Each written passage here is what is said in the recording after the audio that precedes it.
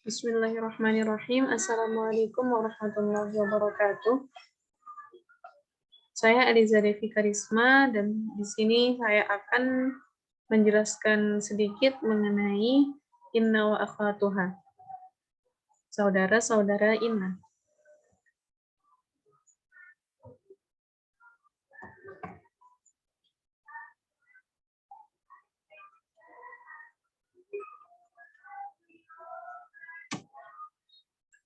Yang pertama mengenai pengertian inna. Inna wa akhwatuha tansibul mubtada wa yusamma ismaha wa tarfa'ul khabar wa yusamma khabaruha. Inna dan saudara-saudaranya berfungsi menasabkan mubtada dan merafa'kan khabar. Yang dinasabkan dinamakan sebagai isimnya dan yang dirafa'kan dinamakan sebagai khabarnya.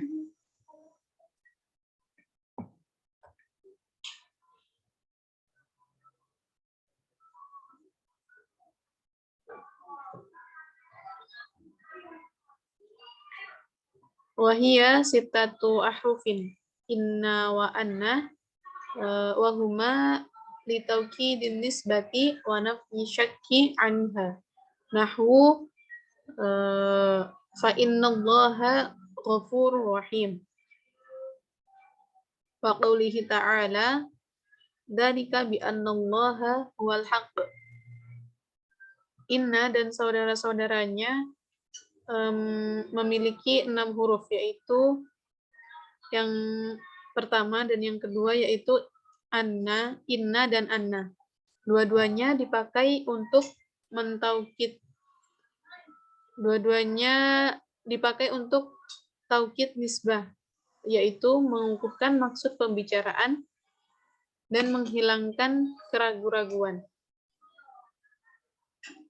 Contoh arti dari fa innallaha ghafurur rahim yaitu maka sesungguhnya Allah Maha Pengampun lagi Maha Penyayang. Di sini ada kata sesungguhnya, yaitu untuk mengukuhkan, untuk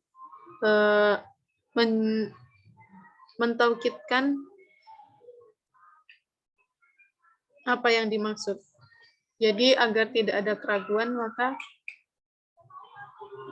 menggunakan inna tersebut. Lalu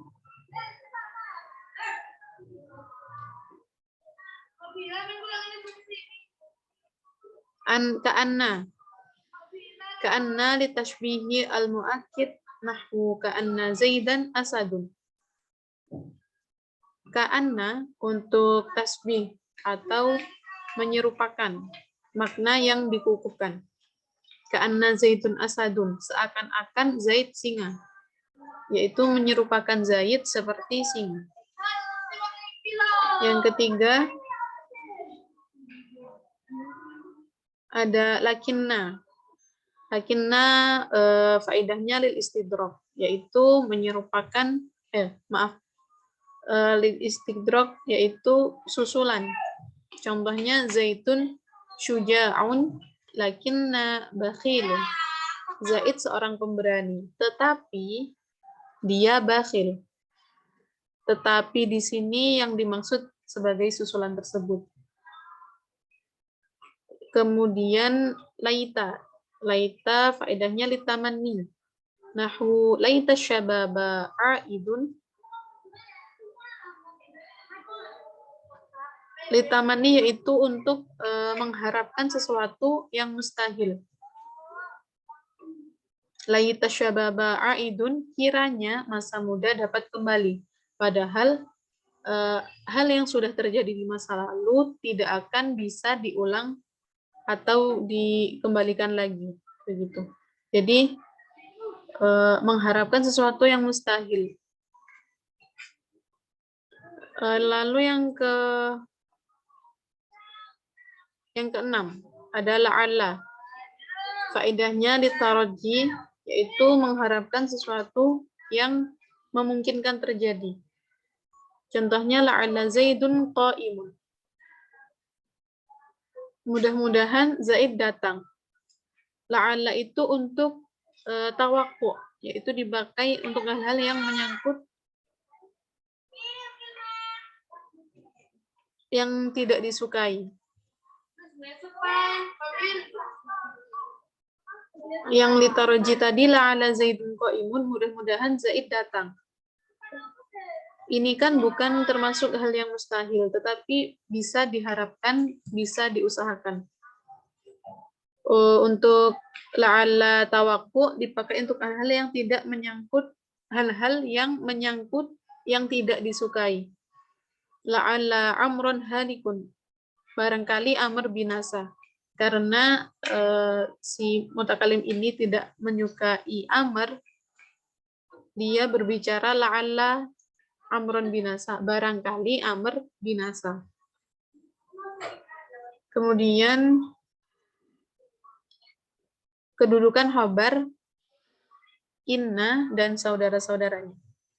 Wala yataqaddamu khabaru hadhil ahruf 'alaiha wala yatasawwaqu bainaha wa baina ismiha illa idza kana dzarfan aw jarran aw majruran. Nahwu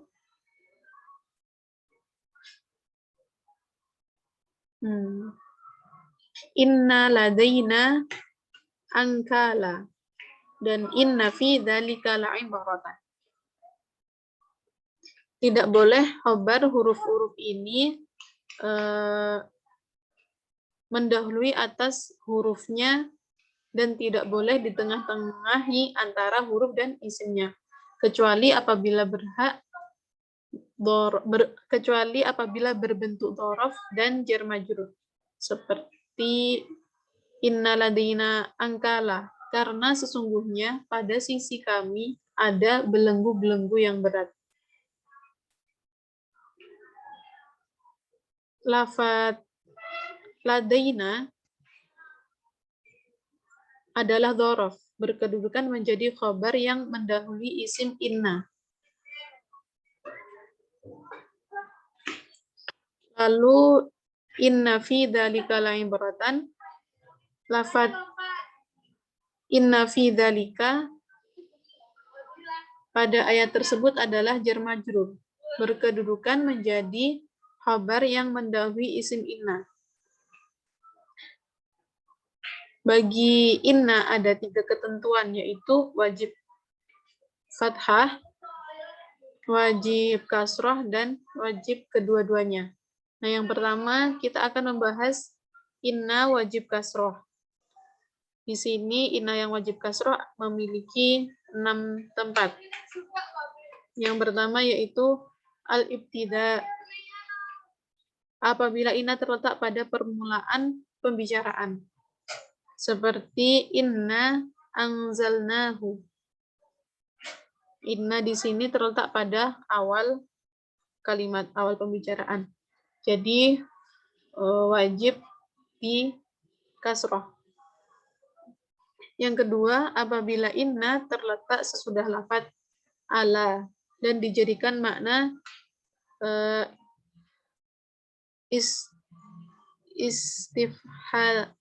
istifahiyah, yaitu pembukaan kalam.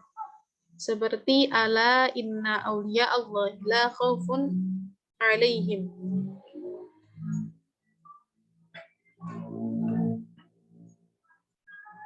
Inna di sini terletak sesudah lafaz ala. Jadi wajib di kasrah. Lalu yang ketiga ada haitsu. Inna terletak setelah lafaz haitsu. Contohnya jalastu haitsu inna Jaidan jalisun.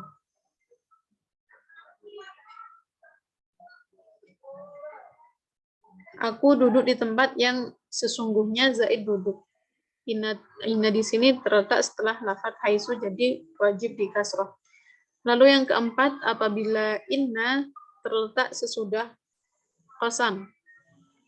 Seperti wal kitabil mubin, Inna anzalnahu.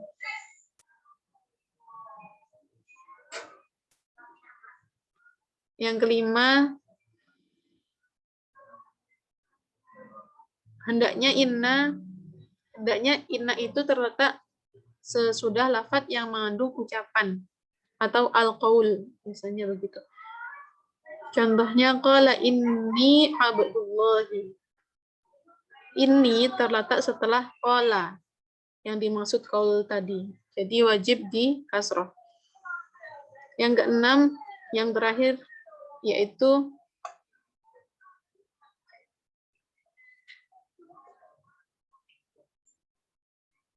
apabila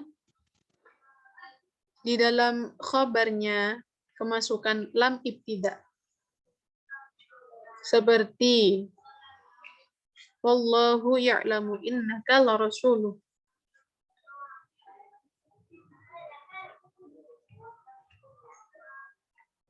Lalu pembahasan selanjutnya mengenai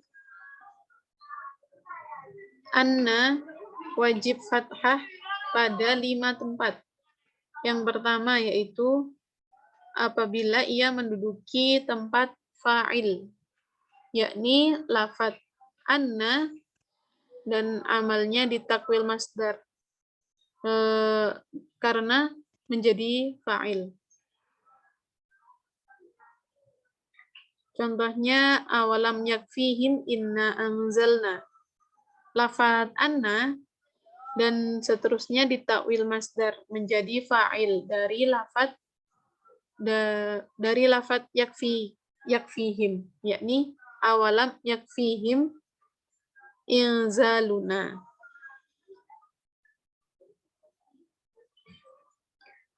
Lalu yang kedua, anna menduduki tempat naibul fa'il. Seperti qul uhiya ilayya anna hustama'a nafarum minal jin. Lanjut yang ketiga, anna menduduki tempat maf'ul. Seperti firman Allah, wala takhafuna annakum asyraktum billah. Lafadz annakum asyraktum dan seterusnya menjadi maf'ul lafadz la takhafun. Yang keempat, anna menduduki tempat mubtada. Wa min ayatihi annaka taral arda khashi'ah. Jadi anna di sini menduduki tempatnya mubtada, maka wajib dibaca anna bukan inna, yaitu di fathah. Yang kelima, kemasukan huruf jar seperti dzalika bi annallaha huwal haqq. Di sini huruf jarnya berupa bi. Bi annallaha.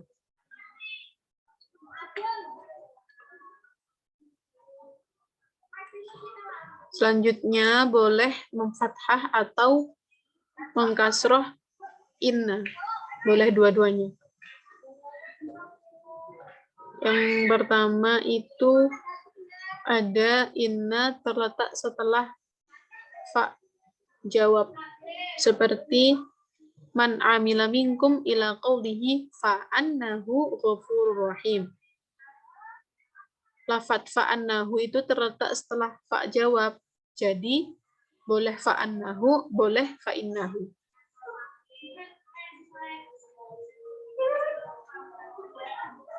Yang kedua, inna terletak sesudah idza fujaiyah. Kharajtu fa'idan inna zaidan qa'imun.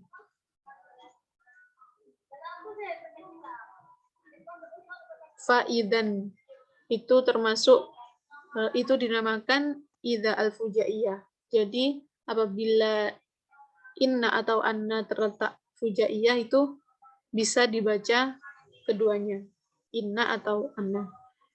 Lalu yang ketiga, boleh mengkasrah atau memfathahkan inna apabila berada pada kedudukan ta'lil. nad'uhu innahu huwal barrur rahim.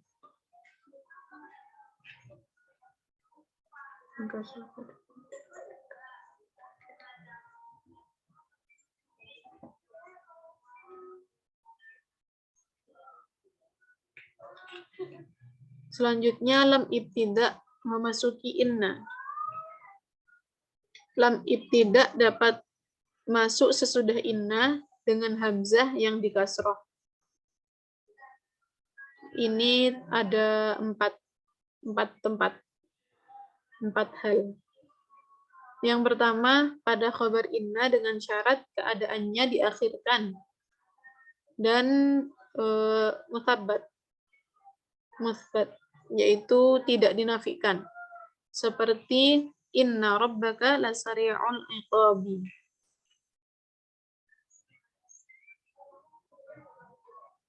Yang kedua, pada isim inna dengan syarat hendaknya diakhirkan dari khobarnya, seperti yang terdapat pada kalimat inna fi dzalika la'ibratan.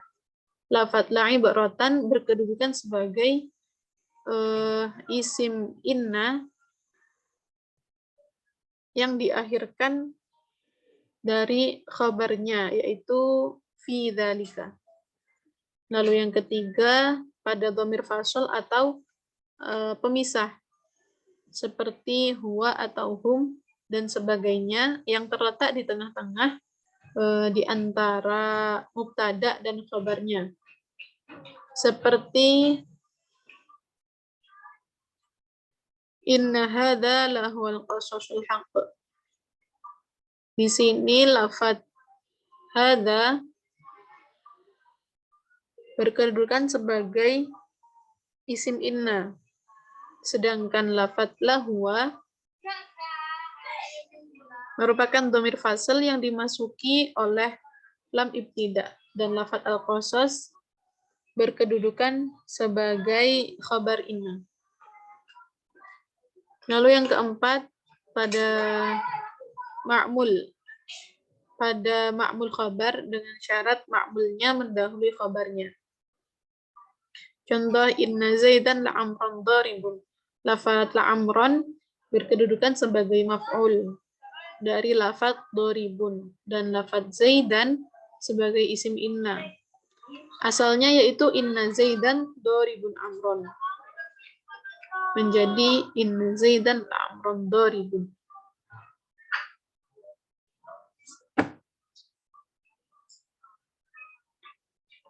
Kemudian menyambungkan ma kepada huruf inna dan saudara-saudaranya.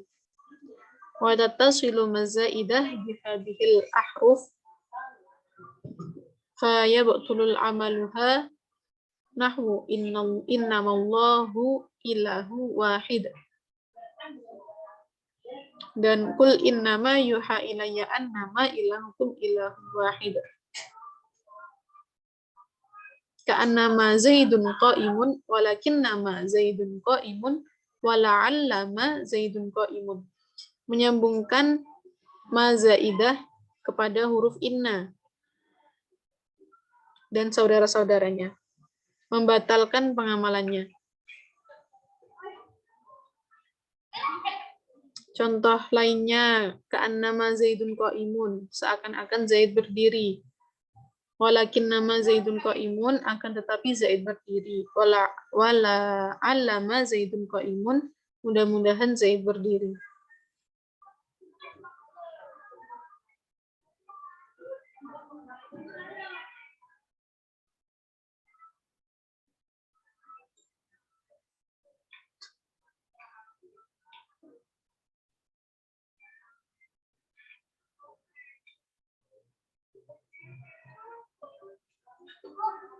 Illa laita fayajuzu fiha ya'malul ihmalu nahwu laita ma zaidan qa'imun binasbi zaidan wa raf'ihi. Kecuali lafaz laita boleh padanya, laita itu boleh mengamalkan dan ada yang tidak boleh mengamalkan meskipun disambungkan dengan ma. Contohnya laitama Zaidan qa'im, seandainya saja Zaid berdiri. Dengan menasabkan lafadz Zaid, bila suka, bila berkehendak boleh merofakkannya. Untuk itu Anda dapat mengatakan laitama Zaidun qa'imun, seandainya saja Zaid berdiri. Kemudian lafadz inna ditahfifkan atau tidak memakai tasydid. Wa tukhaffafu innal maksuratun fayuktharu ihmaluha nahwu in kullu nafsin lamma 'alaiha hafidh.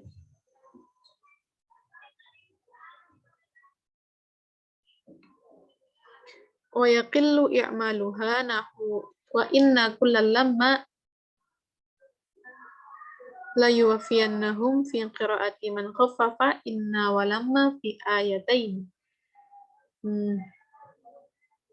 Apabila lafadz inna yang dengan hamzah dikasrohkan, ditahfifkan atau diiringkan dengan dibaca in, kebanyakan membatalkan pengamalannya, seperti ingkulul nafsi lamma 'alaiha hafid. Asal ingkul nafsi lamma 'alaiha hafid itu sedikit sekali yang mengamalkan. Contoh yang beramal seperti wa ingkul lamma la yuwaffiyannahum.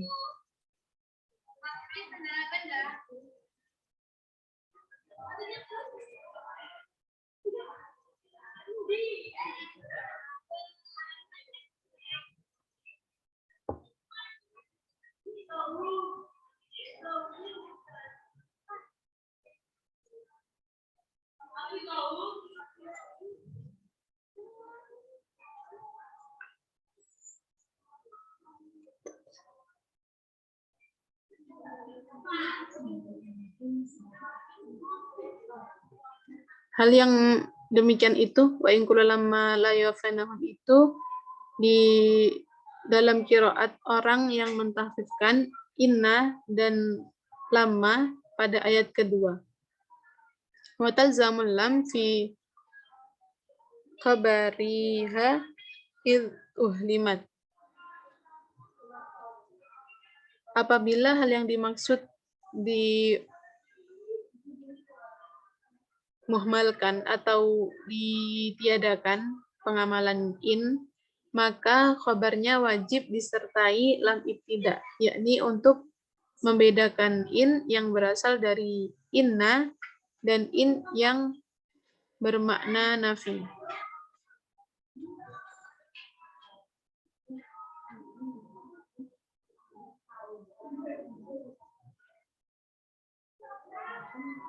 Ketentuan anna yang ditahfifkan selanjutnya. Wa in khufifat annal maftuhah baqiyun ya'maluha walakin yajibu ayyakuna ismuha dhamir sya'ni wa ayyakuna mahdhufan wa yajubu ayyakuna khabarun wa ayyakuna khabaruha jumlatan nahwu alima an sayakunu. Apabila anna yang dengan hamzah difathahkan, ditahfifkan, maka amalnya masih tetap berlaku seperti sedia kala. Tetapi wajib isimnya berupa dhamir sya'n.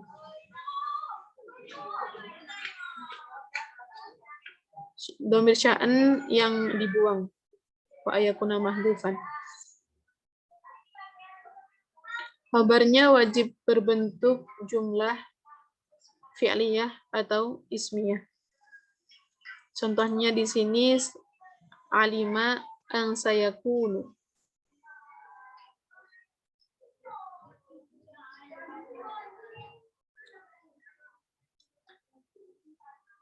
Selanjutnya mentahfifkan ka'anna menjadi ka'an. Wa in khufifat ka'anna baqiya i'maluha wa yajuzu hadfu ismiha wa dzikruhu ka'an dhabiyatan ta'tu ila warithis salmi. Apabila ka'anna ditahfifkan sehingga menjadi ka'an, maka amalnya masih tetap berlaku seperti sedia kala. Boleh membuang isimnya dan boleh pula menyebutkan. Seperti yang terdapat dalam kalimat ka'an dhabyatan ta'tu ila wariki salmin. Seakan-akan kijang itu memanjat pohon berduri yang daunnya rimbun.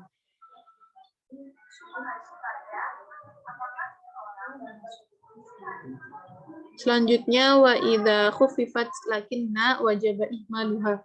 Apabila lafaz lakinna ditahfifkan maka wajib mengihmalkan atau meniadakan pengamalannya.